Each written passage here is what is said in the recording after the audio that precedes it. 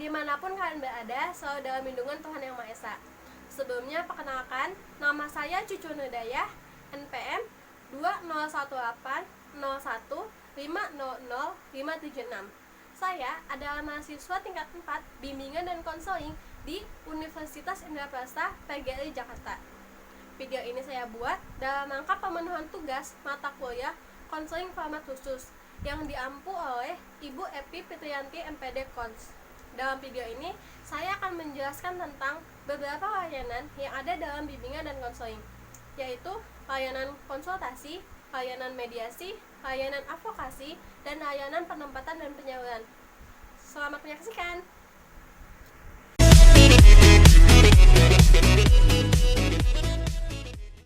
Yang pertama yaitu layanan konsultasi. Layanan konsultasi ini merupakan layanan konseling yang dilaksanakan oleh konselor terhadap seorang pelanggan yang disebut dengan konsulti.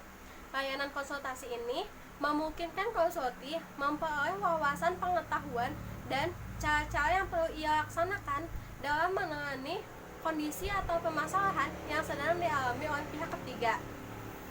Misalnya, ada orang tua yang datang kepada konselor. Orang tua di sini berperan sebagai konsulti. Ia ingin berkonsultasi mengenai pihak ketiga, yaitu anaknya, yang mengalami masalah dalam makan yang tidak pernah teratur, sehingga ia sering mengeluh sakit dan mengganggu dalam proses belajarnya. Nah, sekarang kita akan membahas tujuan yang ada dalam layanan konsultasi. Ada 2 tujuan dalam layanan konsultasi. Yang pertama, tujuan umum. Tujuan umum layanan konsultasi yaitu agar konsulti dengan kemampuannya sendiri bisa menangani kondisi atau permasalahan dari pihak ketiga. Yang kedua, tujuan khusus. Tujuan khususnya yaitu agar konsulti memahami kemampuannya berupa wawasan, pemahaman, dan cara-cara bertindak yang berkaitan dengan permasalahan pihak ketiga. Dengan kemampuannya ini, konsulti akan melakukan sesuatu sebagai hasil dari konsultasi kepada pihak ketiga, sehingga permasalahan pihak ketiga bisa terentaskan. Nah, sekarang kita akan membahas tentang komponen. Ada 3 komponen dalam layanan konsultasi. Yang pertama yaitu konselor, tenaga ahli yang memiliki wewenang untuk melakukan layanan konseling. Yang kedua ada konsulti, yaitu orang yang meminta bantuan kepada konselor agar ia mampu menangani kondisi atau permasalahan dari pihak ketiga yang menjadi tanggung jawabnya. Yang ketiga ada pihak ketiga, yaitu individu yang kondisi atau permasalahannya dipersoalkan oleh konsulti. Oke, sekarang kita akan membahas tentang asas yang ada dalam layanan konsultasi. Ada 4 asas dalam layanan konsultasi ini. Yang pertama, kerahasiaan. Segala hal yang berkaitan dengan konsulti dan pihak ketiga dijaga kerahasiaannya secara ketat oleh konselor. Yang kedua, keterbukaan. Konsulti secara terbuka mengemukakan dan mendiskusikan berbagai hal untuk suksesnya proses konseling. Nah, yang ketiga, segala keputusan diambil oleh klien sendiri. Klien atau konsulti diberikan kesempatan sepenuhnya untuk menyimpulkan dan mengambil keputusannya sendiri, yaitu keputusan yang paling tepat setelah melakukan analisis dan diskusi secara mendalam. Nah, yang keempat ini yaitu asas kemandirian.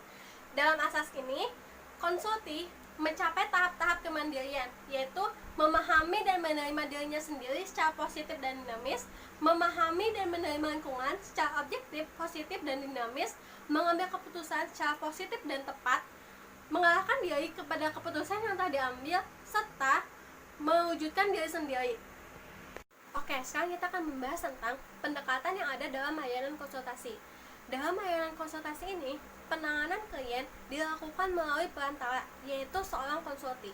Oleh sebab itu, seorang konsulti perlu dikembangkannya wawasan, pengetahuan, keterampilan, nilai, dan sikapnya sehingga ia mampu untuk menangani permasalahan atau kondisi yang sedang dihadapi oleh pihak ketiga.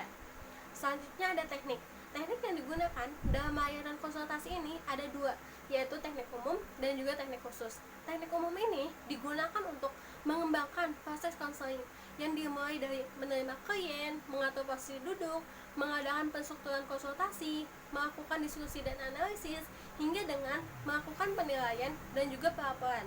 Yang kedua, yaitu teknik khusus. Teknik khusus ini digunakan untuk mengubah tingkah laku konsulti terutama yang berhubungan dengan permasalahan dari pihak ketiga. Nah, pengubahan tingkah laku ini bisa dengan pemberian informasi dan juga contoh, atau bisa dengan latihan khusus seperti kursi kosong, permainan peran, dan juga kerubuan. Selanjutnya ada operasionalisasi layanan konsultasi. Yang pertama ada perencanaan dan pengorganisasian. Satuan layanan yang lengkap dan komprehensif seringkali menunggu setelah konselor mengidentifikasi konsulti dengan pihak ketiga serta garis besar permasalahan. Lalu, konselor akan mengadakan pertemuan dengan menetapkan fasilitas layanan dan menyiapkan administrasi. Yang kedua ada pelaksanaan. Kegiatan utama dalam pelaksanaan ini yaitu mendorong dan melatih konsulti agar mampu menangani permasalahan dari pihak ketiga. Lalu, memanfaatkan sumber daya yang ada dengan strategi BMB3. Konselor membina komitmen dari konsulti agar dalam membantu klien, ia menggunakan pendekatan dan cara-cara dalam konseling. Selanjutnya ada penilaian, yaitu dengan menggunakan 3 penilaian.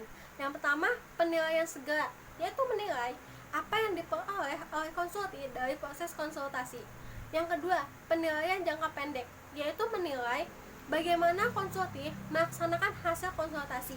Yang ketiga, penilaian jangka panjang, yaitu untuk menilai perubahan apa yang diperoleh oleh pihak ketiga, terutama yang berhubungan dengan permasalahan yang sejak awal dibawa oleh konsulti.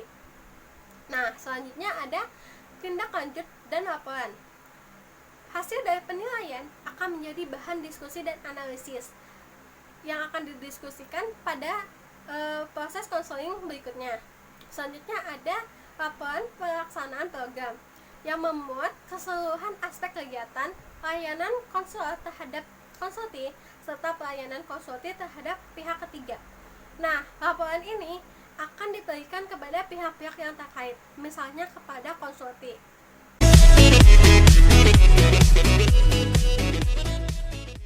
Oke, sekarang kita akan membahas layanan yang kedua, yaitu layanan mediasi. Layanan mediasi adalah layanan konseling yang dilaksanakan oleh konselor terhadap dua pihak atau lebih yang sedang mengalami ketidakcocokan. Nah, ketidakcocokan ini menyebabkan mereka bermusuhan dan bertentangan. Contohnya, ada dua pihak yang sedang bertentangan atas kepemilikan suatu benda. Pihak A mengaku bahwa benda itu adalah miliknya. Pihak B juga mengakui bahwa benda itu adalah miliknya. Nah, pihak A dan B ini sedang mengalami ketidakcocokan sehingga mereka bertentangan. Nah, ada dua tujuan dalam layanan mediasi ini. Yang pertama yaitu tujuan umum. Tujuan umum di layanan mediasi ini yaitu agar terciptanya kondisi hubungan yang positif dan juga kondusif di antara kedua belah pihak yang sedang berselisih. Lalu, tujuan khusus. Tujuan khusus ini difokuskan kepada perubahan atas kondisi awal menjadi kondisi baru di antara hubungan pihak-pihak yang sedang berselisih. Nah, lalu ada komponen-komponen yang ada dalam layanan mediasi. Yang pertama yaitu konselor, tenaga ahli yang memiliki wewenang untuk melakukan proses konseling. Yang kedua ada klien, yaitu terdiri dari dua pihak atau lebih, bisa individu dengan individu, individu dengan kelompok, ataupun kelompok dengan kelompok.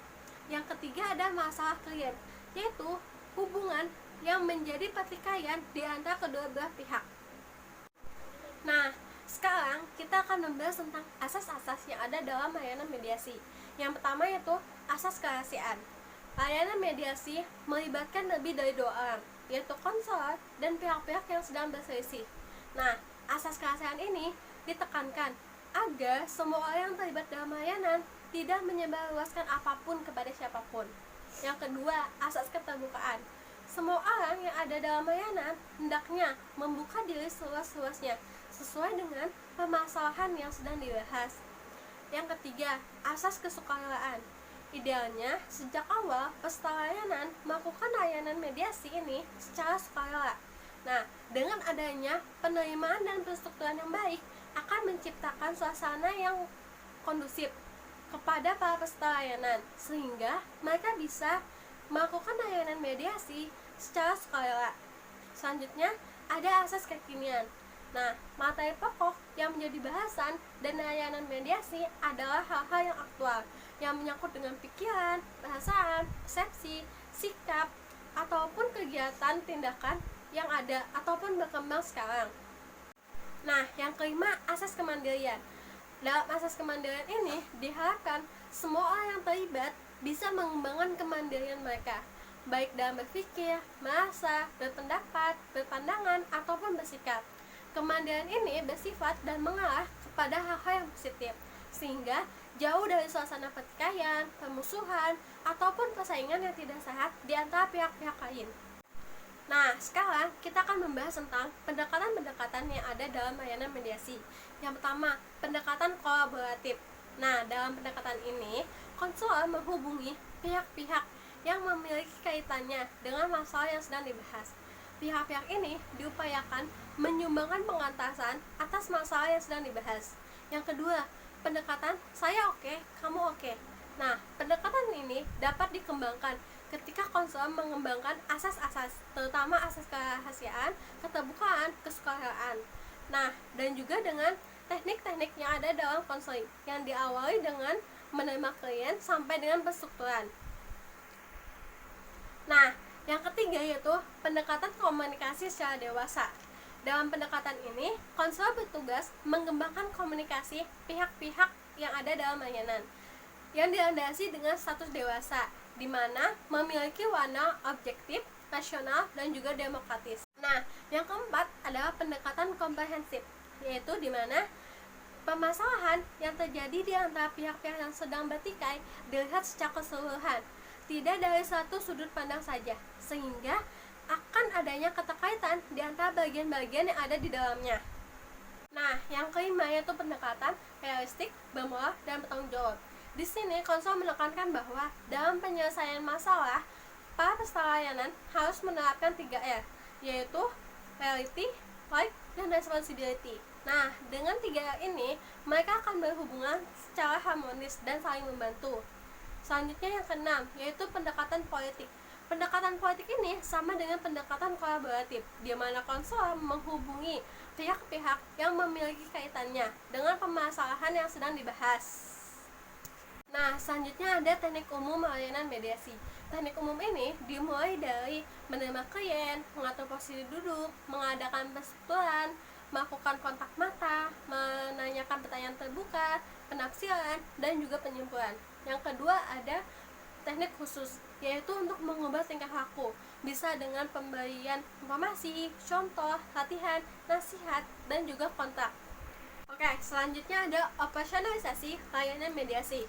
Yang pertama ada perencanaan. Yang pertama yaitu mengidentifikasi pihak-pihak yang akan menjadi peserta layanan.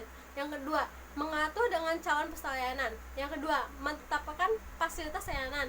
Yang keempat, menyiapkan kelengkapan administrasi. Selanjutnya ada pelaksanaan. Yang pertama yaitu ada menerima klien yang sedang berselisih. Yang kedua, melaksanakan persetujuan layanan mediasi. Yang ketiga, membahas permasalahan yang sedang dirasakan. Yang keempat, mengadakan pengubahan tingkah laku. Yang kelima, membina komitmen di antara peserta layanan. Yang keenam, mengadakan penilaian. Nah, selanjutnya ada penilaian. Yang pertama, penilaian segera, yaitu berfokus pada pemahaman baru yang didapatkan oleh klien. Yang kedua, penilaian jangka pendek, yaitu berfokus pada bentuk hubungan yang terjadi di antara kedua belah pihak yang sedang bertikai.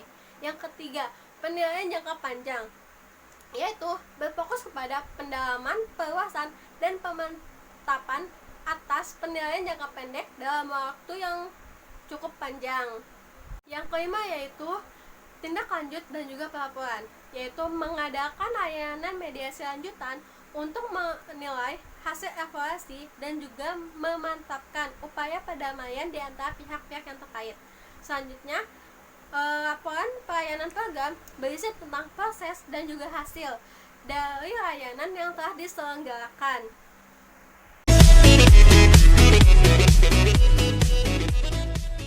Sekarang kita akan menjelaskan layanan yang ketiga, yaitu layanan advokasi.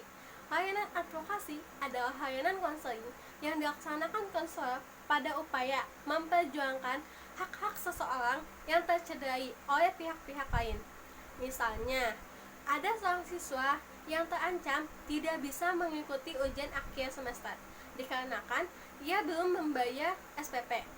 Karena salah satu syarat melaksanakan ujian semester adalah melunasi SPP. Namun, siswa tersebut belum bisa membayar uang SPP tersebut. Nah, adapun tujuan umum dari layanan advokasi yaitu mengentaskan klien dari suasana yang menghimpit dirinya, karena hak yang hendak dilaksanakannya terhambat atau terkekang, sehingga keberadaannya, kehidupannya, dan perkembangannya, khususnya dalam bidang pendidikan, tidak berjalan dengan lancar atau terhambat dan bahkan terhenti. Oke, selanjutnya ada tujuan khusus dari layanan advokasi ini, yaitu membebaskan klien dari cengkraman pihak-pihak tertentu yang membatasi atau bahkan menghapus hak klien, sehingga masalah-masalah klien dapat teratasi. Ada 3 komponen dalam layanan advokasi ini. Yang pertama yaitu konselor, yaitu orang yang mempunyai wewenang untuk melakukan konseling. Selanjutnya ada korban pelanggaran hak, yaitu individu atau klien yang hak-haknya tercederai.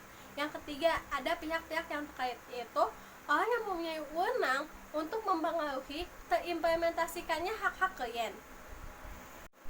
Nah, sekarang kita akan membahas tentang asas-asas yang ada dalam layanan advokasi. Yang pertama, asas keterbukaan dan kesukaraan. Ini sangat dibutuhkan dalam penggalian informasi. Klien bersedia untuk mengubah suatu sudut pandang dan sikap ke arah yang lebih rasional. Selanjutnya, ada asas kerahasiaan. Asas ini dilakukan untuk tidak membesar-besarkan permasalahan, sehingga akan berdampak negatif kepada pihak-pihak yang terkait, dan juga akan menghambat proses pelayanan advokasi. Nah, pendekatan yang digunakan dalam layanan advokasi ini yaitu pendekatan kolaboratif, di mana konselor berkomunikasi secara langsung dengan pihak-pihak terkait untuk menggali informasi, kesempatan, kemudahan, serta kerjasama untuk mengembalikan kembali hak-hak klien. Nah, selanjutnya ada teknik. Teknik ini yang digunakan yaitu ada 3. Yang pertama, teknik wawancara, diskusi, dan mempertimbangkan bersama dengan pihak-pihak yang terkait. Yang kedua, studi dokumentasi dan data aktual. Nah, di sini berisi tentang kondisi-kondisi klien yang berhubungan dengan hak-hak dan implementasinya. Nah, yang ketiga yaitu solusi pengembalian hak klien yang diambil dari pihak-pihak yang berwenang. Nah, selanjutnya akan membahas tentang operasionalisasi layanan advokasi. Yang pertama ada perencanaan. Dalam perencanaan ini, satuan layanan advokasi selain berisi tentang identifikasi klien, masalah klien, serta kondisi awalnya, juga berisi tentang materi dan pengembangannya, serta hubungan dengan pihak-pihak yang terkait. Yang kedua ada pengorganisasian unsur dan sarana layanan. Nah, di sini diatur dan diorganisasi segenap unsur materi sarana, pihak-pihak yang terkait, dan urusan administrasi, tempat dan waktu, serta aspek operasional yang lain secara rapi demi kelancaran layanan. Nah, yang ketiga yaitu pelaksanaan. Rencana dan sarana yang telah disiapkan secara rapi dimanfaatkan sebesar-besarnya demi kelancaran proses layanan. Yang keempat ada penilaian. Penilaian di sini diorientasikan kepada sejauh mana hak-hak yang ditangani oleh layanan advokasi dapat dikembalikan kepada klien secara penuh. Lalu ada tindak lanjut. Tindak lanjut ini dilakukan berdasarkan atas hasil penilaian dan juga diadakannya laporan.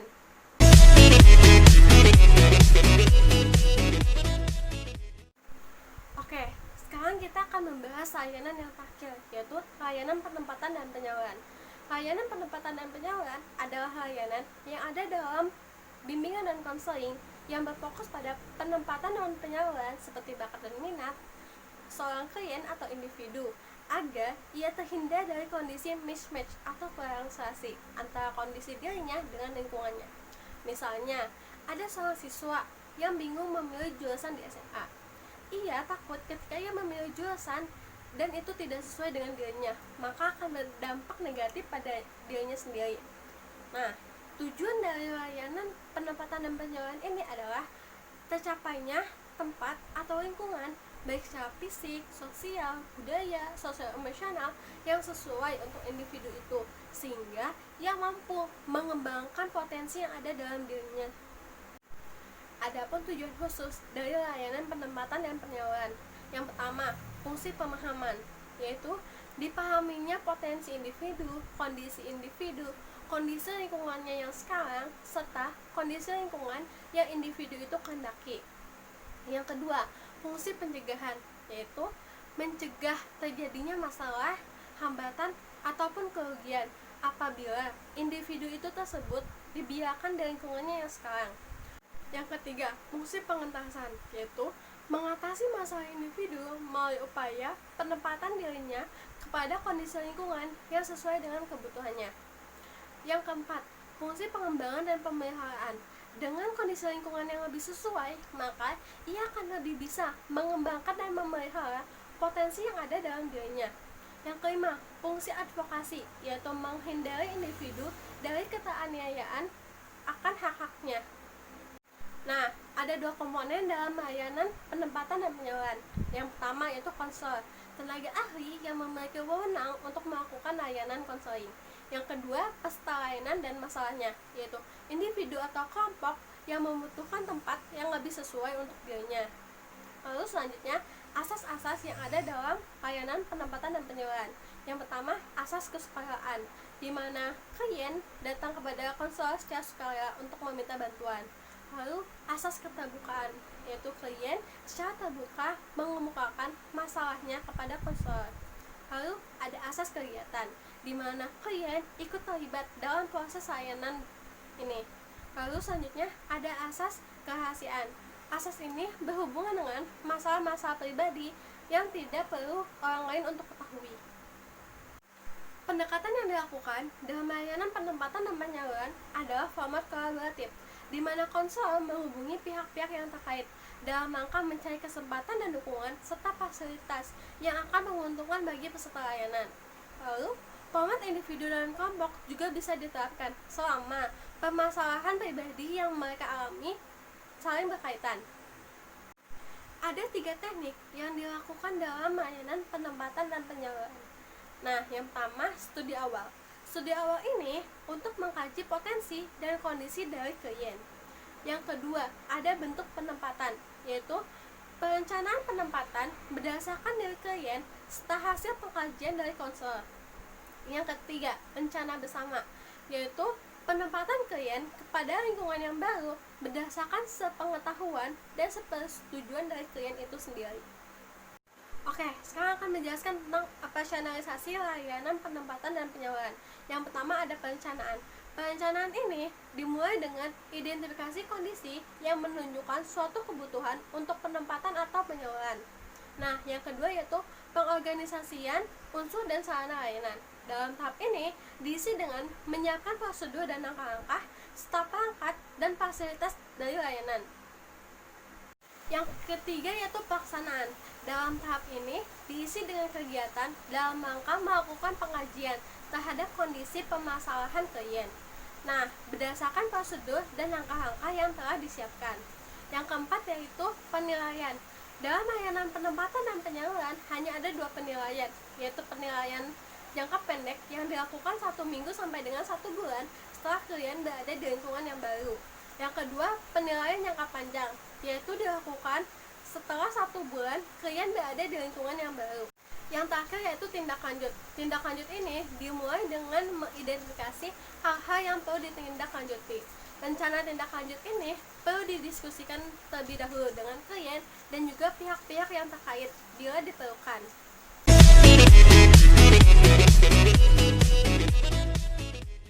Cukup sekian penjelasan dari saya. Mohon maaf apabila ada kesalahan dan kekurangan.